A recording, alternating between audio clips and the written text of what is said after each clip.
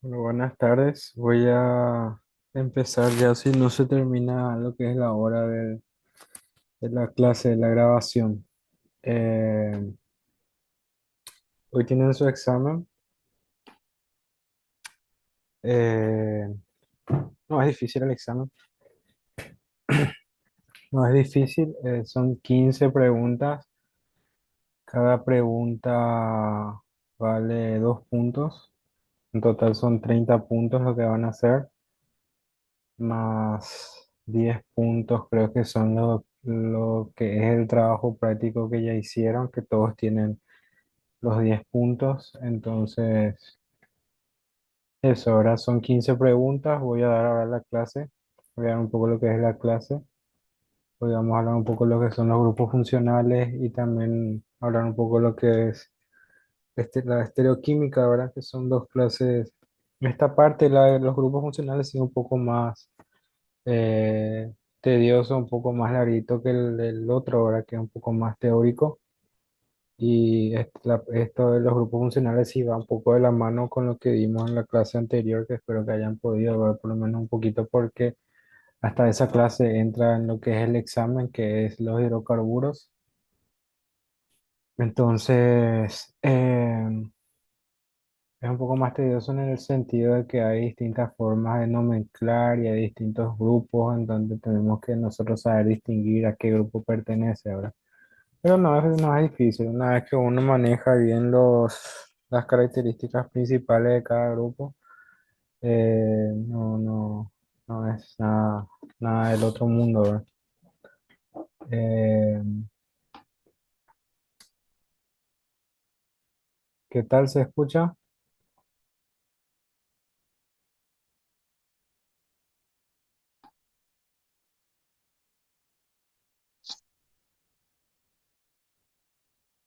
Bueno, hoy tienen el examen. ¿Qué tal? Hoy tienen el examen. El examen vale 30 puntos, son 15 preguntas, todo selección múltiple. No hay nada, no hay, no hay nada que no esté en la diapositiva, ¿verdad? O sea, no les puse nada raro, todo van a encontrar en las diapositivas. Entra hasta lo que es hidrocarburos, pero nada de ejercicio ni nada de eso, es pura teoría, ¿verdad? O sea, no hay nada raro y van a encontrar así mismo, van a encontrar en las diapositivas, ¿verdad? Después al final, cuando vemos todo lo que es esta clase, les voy a,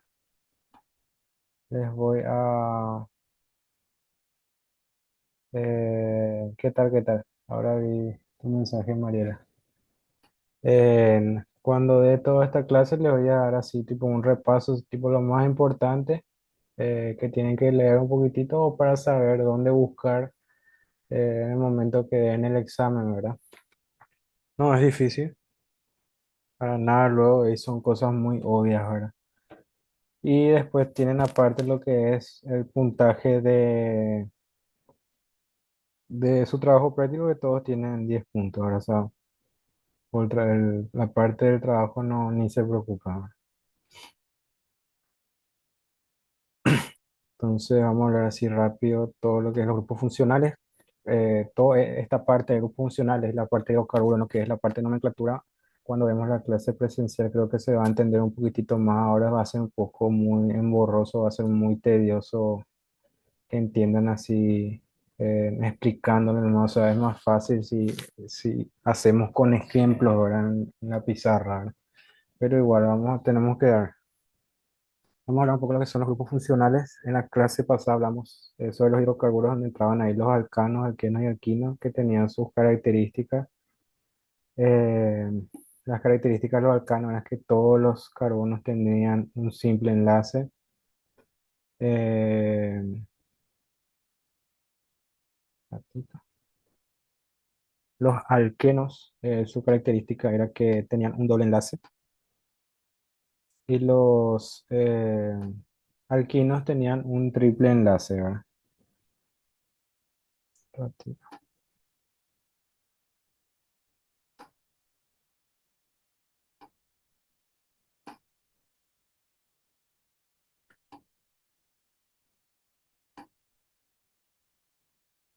Los alcanos tenían terminación ano, los alquenos eno y los alquinos ino, ¿verdad? El examen, creo que, si no me equivoco, dura 40 minutos. A partir de las 4 de la tarde de hoy hasta mañana a las 23:59 si no me equivoco. Pero no es difícil, o sea, van a ser, yo calculo que en 15 20 minutos ya van a hacer todo. Y más todavía si es que después, más todavía después del repaso que vamos a dar hoy, ¿verdad? Porque voy a ser muy específico así en los temas que se va a tocar en lo que es el examen. Bueno, hablamos de los grupos funcionales que en química orgánica son un conjunto específico de átomos dentro de las moléculas que determinan las propiedades químicas y físicas de estas moléculas, ¿verdad? Estos grupos son responsables de la reactividad característica de las moléculas orgánicas y son esenciales para su clasificación, ¿verdad? Los compuestos orgánicos se basan, eso ya vimos muchísimo, en cadenas de carbono e hidrógeno, pero la incorporación de otros elementos y tipos de enlace como los grupos funcionales altera significativamente lo que es el comportamiento de estas moléculas, ¿verdad? Por lo tanto, ¿verdad? Para comprender los grupos funcionales es clave para predecir cómo reaccionarán los compuestos orgánicos y para su correcta nomenclatura, ¿verdad? Porque cada grupo funcional tiene su nomenclatura, así como, como los alcanos, alquenos, alquinos tienen distintas terminaciones, o sea, tienen distintos sufijos, distintos prefijos, ¿verdad? ¿Cuáles son estos grupos? Son los alcoholes, éteres, aldehídos, cetonas, ácidos carboxílicos, ésteres, amidas y aminas. Entonces, los alcoholes. En el alcohol lo que uno tiene que tener en cuenta es que tiene un grupo, uno de los carbonos está unido a un grupo OH, que, que se denomina hidroxilo, ¿verdad? Excepto el metanol, que es un compuesto formado por un solo átomo de carbono, todos los alcoholes se pueden clasificar como primarios, secundarios y terciarios de acuerdo a la cantidad de carbonos que estén unidos al carbono que está unido al grupo hidroxilo. Después en la próxima diapositiva vamos a ver con ejemplos, ¿verdad? Y el análogo, o sea, cuando el grupo hidroxilo se une directamente a un anillo aromático, se llama fenol, ¿verdad? Y el análogo de azufre de un alcohol se llama tiol. O sea que, por ejemplo, acá en los ejemplos tenemos el metanol, que es un solo carbono que está unido al grupo hidroxilo, que es el grupo H. Después tenemos un alcohol primario que dijimos que es cuando el carbono que está unido al grupo hidroxilo está unido solo a un carbono. El alcohol secundario es cuando el carbono que está unido al grupo hidroxilo está unido a dos carbonos y el alcohol terciario cuando el carbono unido al grupo hidroxilo está unido a otros tres carbonos. Luego está el fenol cuando es un grupo aromático. El grupo aromático siempre va a ser así, un ciclo con dobles enlaces. Y cuando en el grupo hidroxilo, en vez de oxígeno, tenemos azufre, que es la S, se llama tiol. Luego están los éteres. Es un grupo, el grupo funcional éter, un oxígeno central está unido a dos carbonos. A continuación se muestra lo que es la estructura del éter dietílico. Un solvente común, lo que es el laboratorio, ¿verdad? Y también uno de los primeros compuestos que se utilizó como anestésico durante las operaciones, ¿verdad? Y el análogo de lo que es el análogo de azufre de un éter se llama tioéter. Va a ser parecido a lo que fue el alcohol, que se reemplazó el oxígeno por un azufre. En este caso se reemplaza otra vez el oxígeno por otro azufre, ¿verdad? Y este sería el ejemplo de un éter, un alcohol central, alcohol, perdón, un oxígeno central unido a dos cadenas de carbono, ¿verdad? Eh, los de abajo, los que se representan así con rayas también, o sea, es lo mismo de arriba, solamente que se representan con rayitas y cada punta representa a un átomo de carbono, ¿verdad? Y el análogo, que es cuando se reemplaza el oxígeno con azufre, es el tioéter o sulfuro, ¿verdad? Que sería la tercera imagen acá. Luego tenemos los aldehídos, que hay una serie de grupos funcionales que contienen un doble enlace carbono-oxígeno. A este doble enlace, a esta unión se le llama carbonilo. Las cetonas y los aldehídos son dos grupos funcionales a base de carbonilo estrechamente relacionados que reaccionan de manera muy similar. La diferencia en lo que es las cetonas y los aldehídos es que el aldehído, el carbono que está unido al grupo carbonilo, el grupo carbonilo sería el oxígeno con doble enlace con el carbono, ¿verdad? Ese sería el grupo carbonilo. En los aldehídos, ese carbono carbonilo está unido solamente a un átomo de carbono y el otro tiene que ser un hidrógeno. A excepción del que es del formaldehído, que es el aldehído con un solo carbono. Entonces, como no puede, como es, está formado solamente por un átomo de carbono, entonces los otros dos enlaces tienen que ser únicamente con hidrógeno.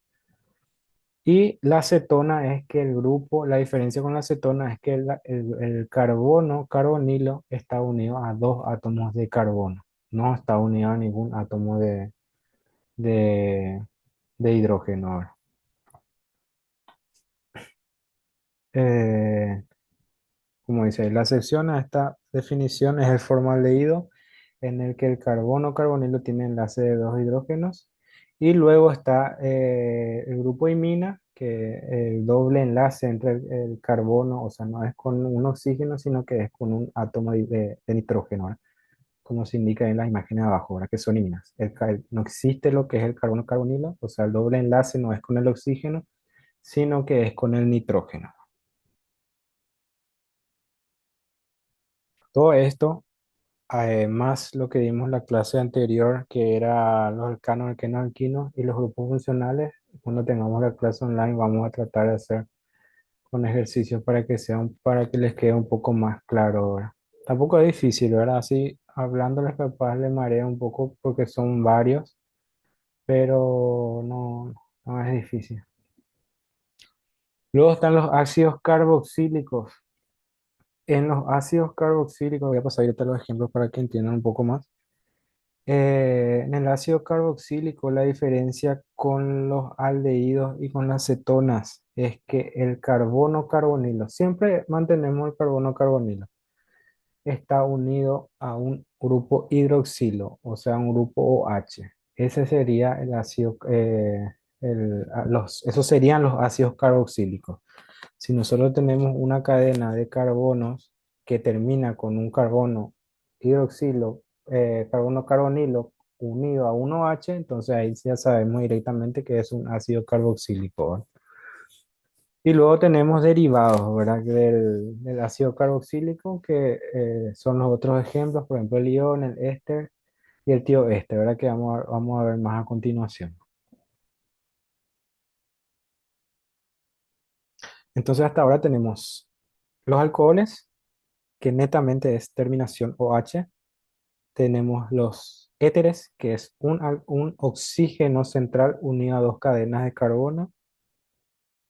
Tenemos los aldehídos y las cetonas, que tienen, los aldehídos están unidos a un átomo de carbono está unido a un grupo carbonilo, o sea, tiene una unión carbonilo con un oxígeno, un doble enlace con un oxígeno, y una unión con un átomo de carbono y otro de hidrógeno, a excepción del formaldehído, que tiene dos uniones con dos átomos de hidrógeno, y las cetonas, que tiene el carbono carbonilo unido a dos átomos de carbono.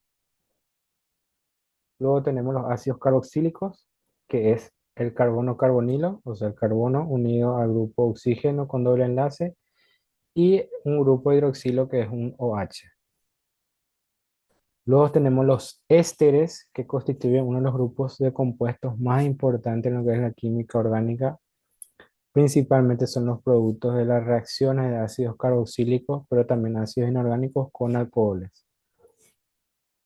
Entonces, ¿cuál es la diferencia de los ésteres con el ácido carboxílico? Es que el carbono que está unido con doble enlace al oxígeno, o sea, el carbono carbonilo, en vez de estar unido a un OH, a un hidroxilo, está unido a un oxígeno y a un carbono, ¿verdad?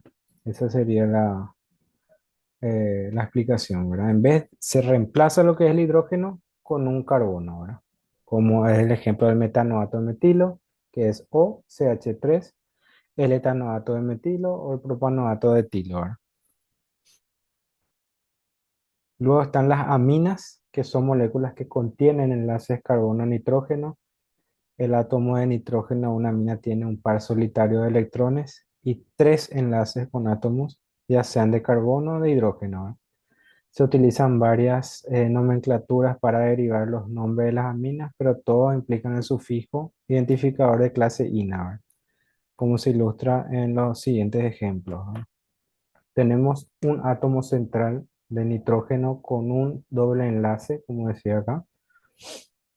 Tiene un par solitario de electrones, que son los electrones que vemos ahí arriba, la parte de arriba, el par de electrones, y está unido a un átomo de carbono o de hidrógeno, ¿verdad? Distintamente. En este tampoco creo que no va a haber ninguna confusión, ¿verdad? Para distinguir qué es una amina, amida, ¿verdad?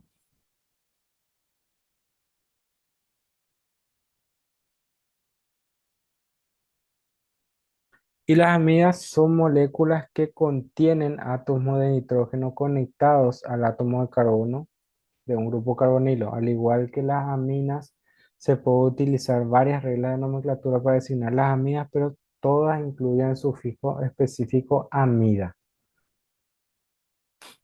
Entonces, en este sí otra vez volvemos a lo que es el carbono con el grupo carbonilo. Y en vez de estar unido al OH o al oxígeno con la cadena de carbono, está unido a un nitrógeno. Y el nitrógeno puede estar unido ya sea a átomos de hidrógeno o a cadenas de carbono, ¿verdad? En los ejemplos, en la acetamida o en la hexanamida, por ejemplo, el átomo de nitrógeno está unido netamente a lo que son dos átomos de hidrógeno.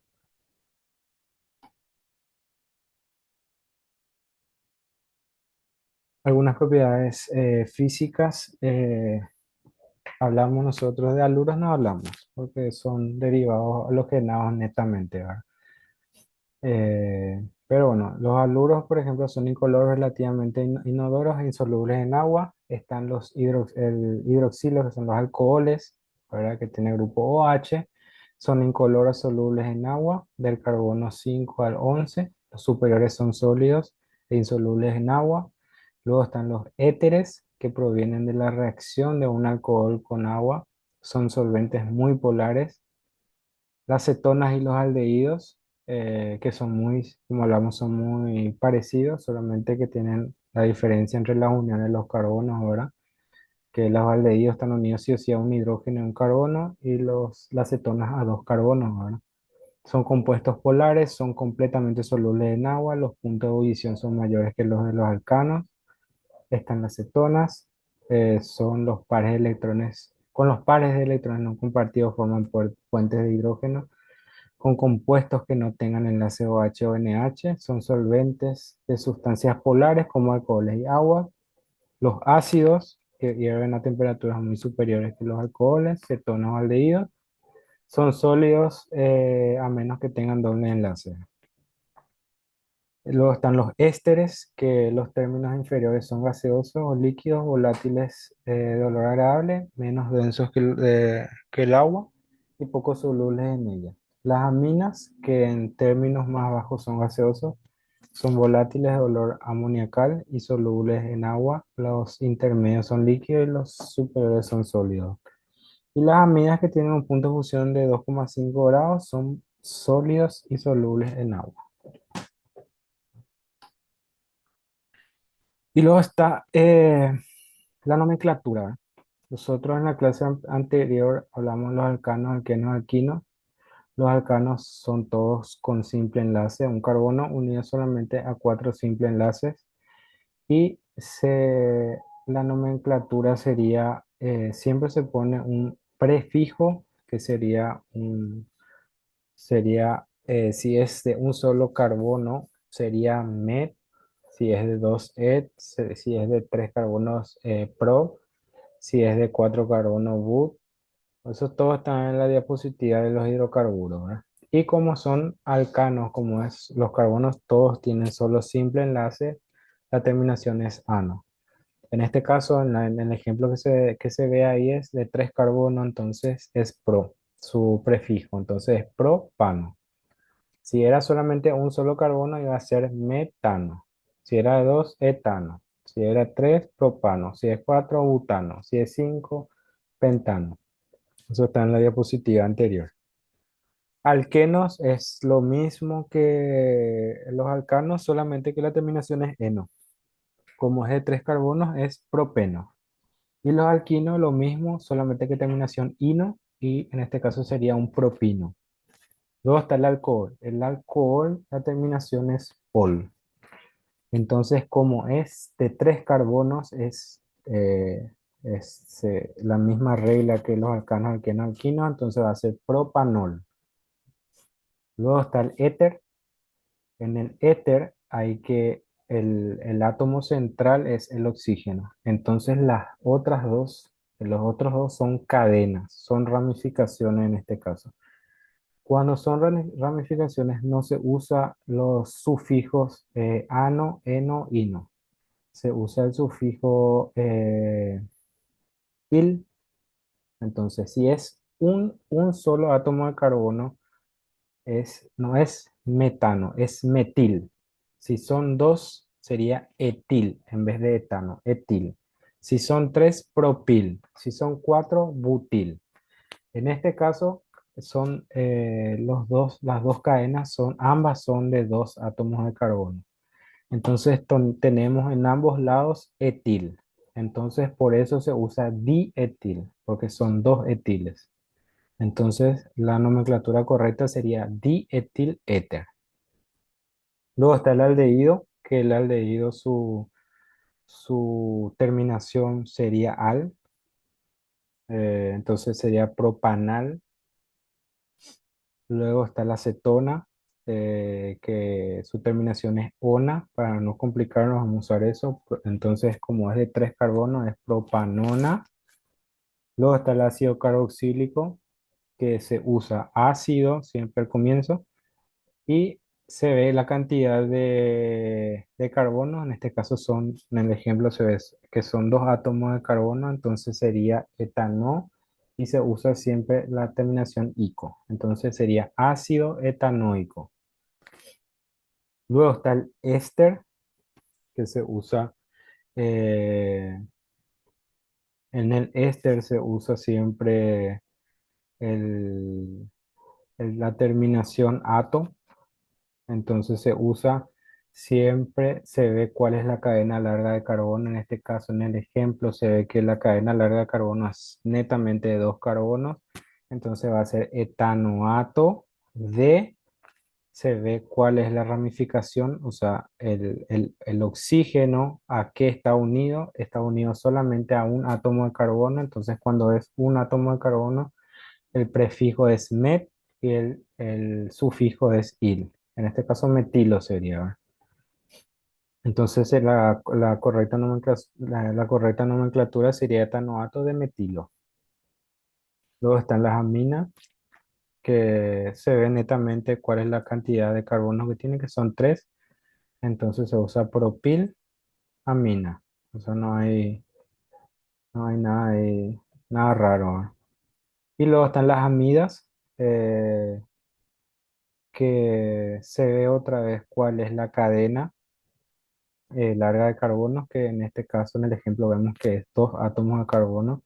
Entonces va a ser, y tiene la ramificación sería un solo átomo de carbono. Entonces se nomencla primero lo que es la ramificación en este caso, que va a ser metil. Y la cadena larga sería de dos, sería entonces etanamida, terminación amida, ¿verdad? Como les digo, así hablando es un poco borroso, un poco confuso, ¿verdad? Cuando hagamos los ejercicios y tengamos varios ejemplos de cada uno, aseguro que va a ser un poco más fácil, mucho más fácil, ¿no? Pero tenemos que hacer también los ejercicios de los alcanos, alquenos y alquinos también para que les sea más fácil. Y vamos a pasar rápido a lo que es estereoquímica y después ya damos el repaso que es lo más importante del día de hoy, ¿verdad? Pero tenemos que dar esto, si no, vamos a dar todo encima a la próxima clase.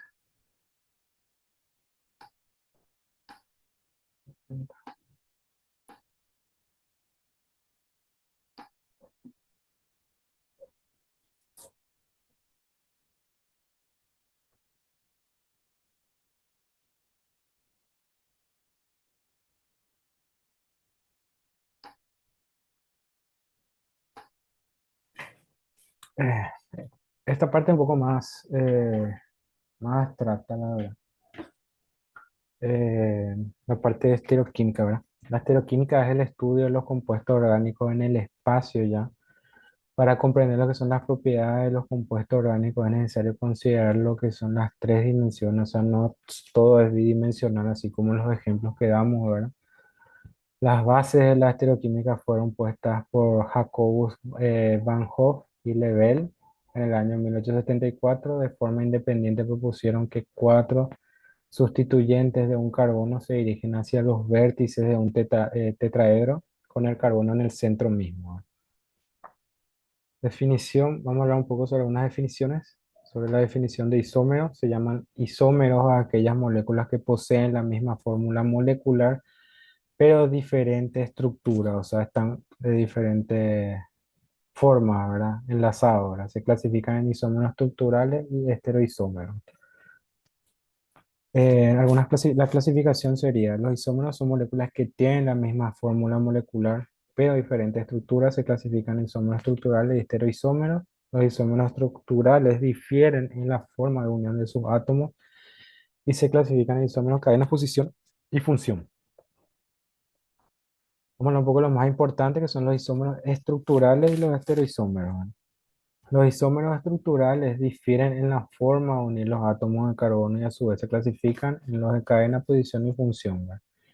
Y los estereoisómeros tienen todos los enlaces idénticos y se diferencian por la posición espacial de los grupos. Se clasifican en isómeros cis y trans o geométricos, ¿verdad? Los isómeros, o sea, cuando hablamos de isómeros estructurales, los átomos de cada isómero están conectados o enlazados de diferentes maneras. Como resultado da que los isómeros estructurales a menudo contienen diferentes grupos funcionales o patrones de enlace. Se considera, por ejemplo, el butano y el isobutano, ¿verdad? En este caso, ¿verdad? Que está el butano y el isobutano. Si nosotros nos ponemos a contar cuántos átomos de carbono tiene el butano, tiene 4 átomos de carbono. ¿Y cuántos átomos de hidrógeno tiene? Tiene 3, 4, 10 átomos de hidrógeno. Y si nos vamos al isobutano, es lo mismo, tiene 4 átomos de carbono y 10 átomos de hidrógeno. O sea, tienen la misma fórmula, o sea, va a ser C4H10, pero en distintas posiciones, distintos tipos de enlace, ¿verdad? Y cuando hablamos de estereoisómeros, los átomos en cada isómero están conectados de la misma manera, pero difieren en cómo se orientan en el espacio. Hay muchos tipos de estereoisómeros, pero todos pueden clasificarse en enantiómeros o diastereómeros, perdón. Los enantiómeros son estereoisómeros que son imágenes especulares que no pueden superponerse entre sí, ¿verdad? Esto significa que las dos moléculas no pueden estar perfectamente alineadas una encima de otra en el espacio, ¿verdad? Es más bien eh, como si fuera que vos te pones pones tu mano enfrente del espejo y la mano que te refleja al mirar en el espejo no es tu mano izquierda, es como si fuera que es tu mano derecha, ¿verdad? Sería más o menos así, ¿verdad? El enantiomerismo se ve a menudo en moléculas que contienen uno o más carbonos asimétricos, son átomos de carbono unidos a cuatro diferentes átomos o grupos, ¿verdad? Mira este caso, por ejemplo, dos átomos de carbono unidos a un flúor, hidrógeno, cloro, bromo, pero en el que está a la izquierda, por ejemplo, tenemos el bromo a su derecha y el isómero D, por ejemplo, el bromo está a la izquierda del carbono. Sería lo mismo que es como mirarse al espejo, ¿verdad? Los diastereómeros son todos los estereoisómeros que no son enantiómeros. Un ejemplo común de los diastereómeros es un isómero cis-trans.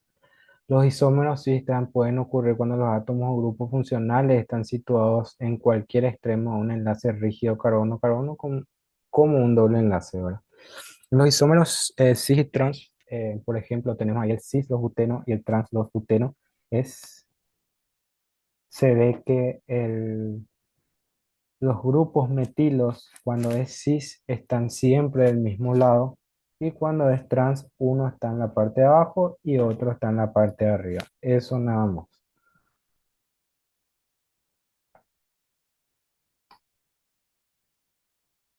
Y luego podemos hablar un poco de lo que es quilaridad, que se aplica a las moléculas que poseen al menos en un átomo de carbono con cuatro grupos distintos unidos a él, conocido como carbono asimétrico o quiral. Estas moléculas exhiben dos configuraciones o enantiómeros que son imágenes especulares no superponibles, ¿verdad? ¿Por qué es importante el tema de la quilaridad, verdad? Tiene relevancia en lo que es la medicina, en que los enantiómeros de una molécula quiral, ¿verdad? Pueden mostrar propiedades farmacológicas diferentes. Los receptores, enzimas y otras moléculas de nuestro cuerpo son también quirales y pueden interactuar de manera distinta a cada enantiómero. Más, o sea, así para que entiendan así más o menos esta parte, las moléculas quilares actúan como una llave y una cerradura, ¿verdad? En este caso, los fármacos, ¿verdad? Yo puedo tener una llave tiene el mismo patrón que la cerradura, pero que tiene el lado contrario. Por más que tenga el mismo patrón, como ya está del otro lado, ya no va a servir, ya no sirve para esa cerradura, porque tiene que tener el mismo patrón y tiene que estar del mismo lado, situado del mismo lado para que pueda encastrar bien. Y es así como funcionan los medicamentos, que tienen que unirse a receptores dentro del organismo para que puedan tratar ya sea la enfermedad o puedan adherirse a un antígeno, a un patógeno, a un virus, una bacteria. Entonces, se necesita, o sea, es muy importante que se sepa la claridad de la molécula que uno necesita, porque si uno hace el medicamento de la misma forma, que tenga la misma forma que lo que es receptor, pero que esté de una forma que no, o que esté ubicado de una forma que no es la correcta, entonces no sirve, ¿verdad? Por más que tenga la misma fórmula molecular, ¿verdad? Hoy en día la claridad es una consideración crucial en el desarrollo de fármacos. La química quiral que se ocupa de la síntesis de enantiómeros individuales es una disciplina activa y vital en lo que es la farmacología y los organismos reguladores como la Administración de Alimentos y Medicamentos de los Estados Unidos requiere que los fármacos quirales se evalúen en términos de sus enantiómenos individuales, ¿verdad? Y bueno, hasta ahí. Esa sería la clase. Nos quedan 6 minutos y voy a poder darle el repaso y así ya terminamos nomás ya en esta diapositiva. No hace falta que vayamos a la próxima, al próximo link, ¿verdad? Ya vamos a tratar de terminar acá. Bueno, ratito. Son 15 preguntas lo del examen, ¿verdad? Eh, las preguntas están prácticamente ordenadas de acuerdo a las clases que dimos, ¿verdad? O sea que las primeras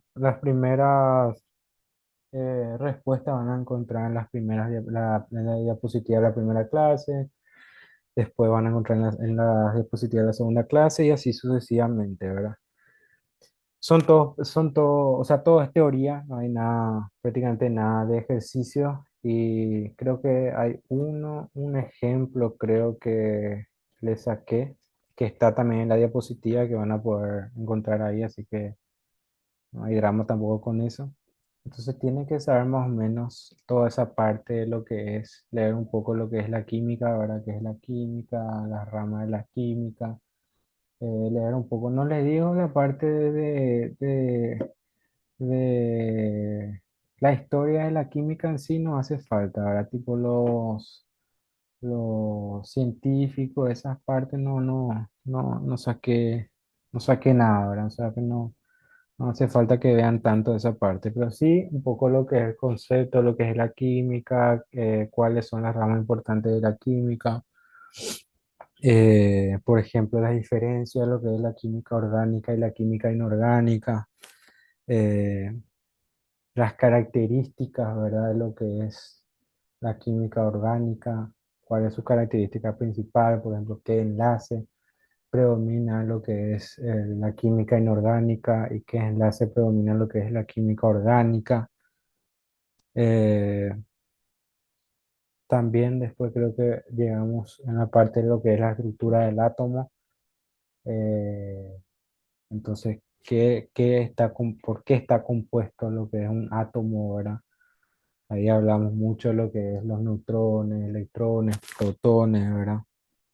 Eh, Luego en esa clase creo que empezamos a ver lo que es un poco la configuración electrónica, que era la regla de las diagonales, esa parte también lean un poquito. Eh, Luego vimos un poco los que son los niveles de energía, los subniveles de energía, qué es lo que hay, cuántos subniveles de energía hay. Vimos también en la parte de subniveles de energía los electrones que pueden haber en cada subnivel de energía, también es importante. Un ratito que estoy viendo.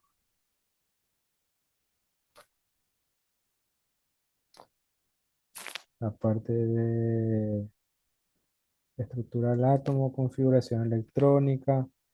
Eh, También vimos la parte de la tabla periódica, por ejemplo, vimos algunos conceptos como, por ejemplo, el radio iónico, la energía de ionización, la electronegatividad, eh, todo eso es lo que es la parte de tabla periódica. Luego vimos enlaces químicos, si no me equivoco. La parte de enlaces químicos tenemos que saber bien cuáles son los tipos de enlaces, ¿verdad? Los más comunes, ¿verdad?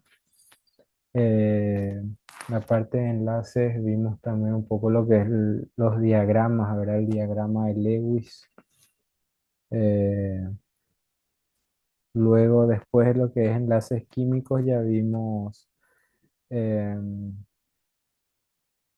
las hibridaciones, ya vimos lo que es el átomo de carbono, cuáles son las hibridaciones del átomo de carbono, ¿verdad? Toda esa parte también tienen que leer. Y lo último que vimos hasta lo último que va a dar es hidrocarburos. Aparte de lo que es compuestos inorgánicos ya no va a salir, ¿verdad? Va a ser solamente lo que hasta la clase de hidrocarburos. Y en hidrocarburos tienen que saber más o menos lo que es un alcano, alqueno, alquino y su característica, o sea, su terminación y qué tipo de enlace hay en cada compuesto. Nada más. Un ratito. Y eso, ¿verdad? O sea, no es difícil, no es difícil, es todo teoría y nada. O sea, no sé si tienen alguna una consulta. Ustedes antes de rendir me pueden escribir al privado nomás, porque en el grupo se escriben, creo que ahí está la parte de la administración también ahí. Entonces, me pueden escribir nomás al privado si tienen alguna consulta, ¿verdad? Sin drama le voy a ¿Cuántos estar. puntos es el examen? Es de 30 puntos, o sea, son 15 preguntas, cada pregunta vale 2 puntos, ¿verdad? Y creo que eran 40 minutos que tienen para hacer el examen. No es difícil, les puedo asegurar que van a hacer en 15 20 minutos ya van a terminar, porque no es difícil. Y las respuestas son muy obvias. ¿Alguna Dale, otra, dale, profe, muchas gracias.